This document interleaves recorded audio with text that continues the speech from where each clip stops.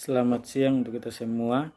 Perkenalkan, nama saya Aldi Alfebrian Ibran Betanu dengan NIM 1803030112 semester 6 kelas C dengan dosen wali Ibu Dasma Damanik SPD MSc, mata kuliah Pendidikan Anti Korupsi. Baik, pada kesempatan yang ada pada saat ini, izinkan saya untuk memaparkan materi saya, yakni mengenai korupsi.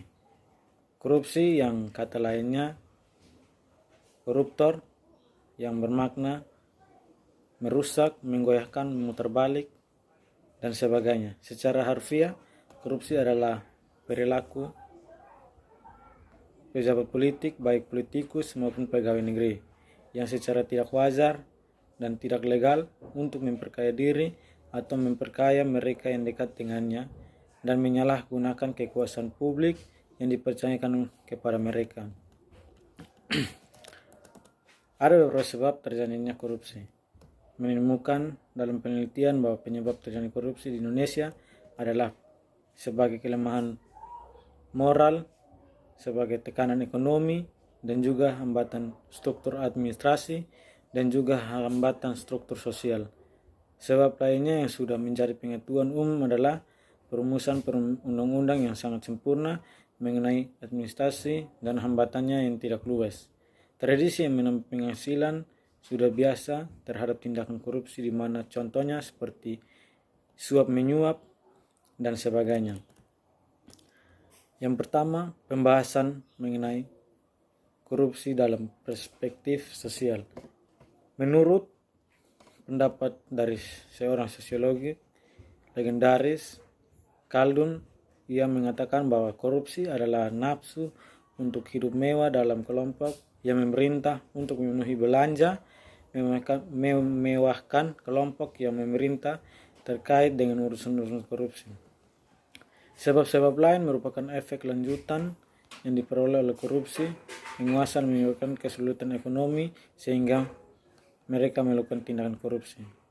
Yang kedua, dalam aspek ekonomi, ada beberapa sebab terjadinya korupsi, yang dimana karena kelemahan ekonomi, karena hambatan administrasi, hambatan sosial, dan sebagainya.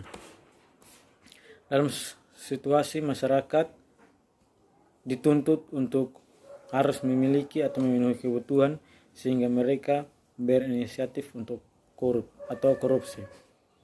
Yang ketiga, dalam perspektif politik, korupsi saat ini sudah menjadi tren di mana-mana.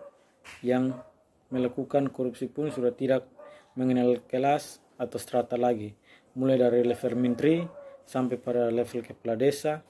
Korupsi pun ini sudah mulai mengajar sampai ke penegak hukum dan swasta, bahkan menyandang status sebagai pegawai negeri tanpa disasari dalam kesehariannya telah melakukan perilaku korupsi kecil-kecilan dengan modus terlambat masuk kantor dan cepat pulangnya sebelum waktunya, padahal telah digaji oleh negara dan jam kantor yang sudah ditentukan.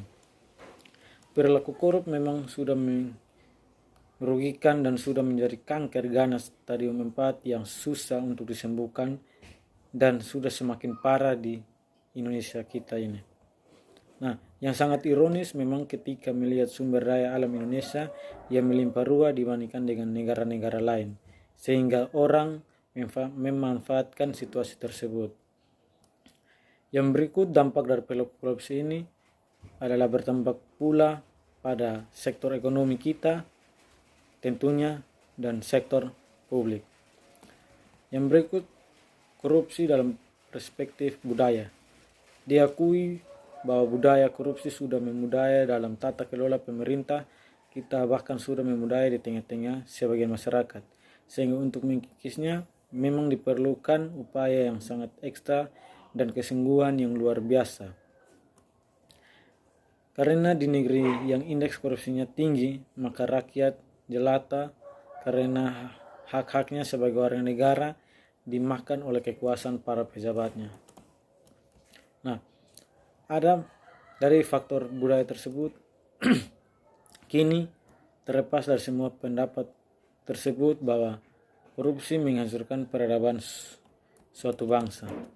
Adapun sejarah fenomena korupsi, yakni rezim Orde Baru pada tahun 1966 yang diakhiri dengan tuntutan pemberantasan korupsi, kolusi, dan nepotisme yang menjalar di pusat kekuasaan hingga daerah. Pada korupsi Orde Lama sejak Indonesia merdeka pasca 1945, korupsi juga telah mengguncang sejumlah partai politik yang dimana partai politik sendiri yang paling banyak melakukan tindak korupsi. Nah, pada pembahasan yang berikut, yakni penutup atau kesimpulan bahwa budaya korupsi akan menghancurkan peradaban suatu bangsa, menghancurkan sistem perekonomian, dan yang lebih parah lagi akan menghancurkan mentalitas suatu bangsa, terutama para generasi mudanya. Sehingga untuk mengkikis budaya korupsi tersebut, sadari dari awal untuk mengajarkan kepada anak-anak kita, kepada keluarga kita, kepada sahabat-sahabat kita tentang nilai moralitas yang bermakna kejujuran, karena kejujuran suatu bangsa itulah yang akan menjadi moral pembangunan suatu bangsa, menjadi bangsa yang besar, maju dan beradab. Sebagai mahasiswa dalam negara-negara yang sedang berkembang, saya pribadi memandang korupsi sebagai birokrasi juga sedang merajalela atau sekedar berlangsung berupa pemberian-pemberian tradisional, dan mereka yang menduduki jabatan atau memegang kekuasaan tertentu yang melakukan tindak korupsi. Baik, mungkin itu sedikit dari pemaparan materi dari saya. Sekian dan terima kasih.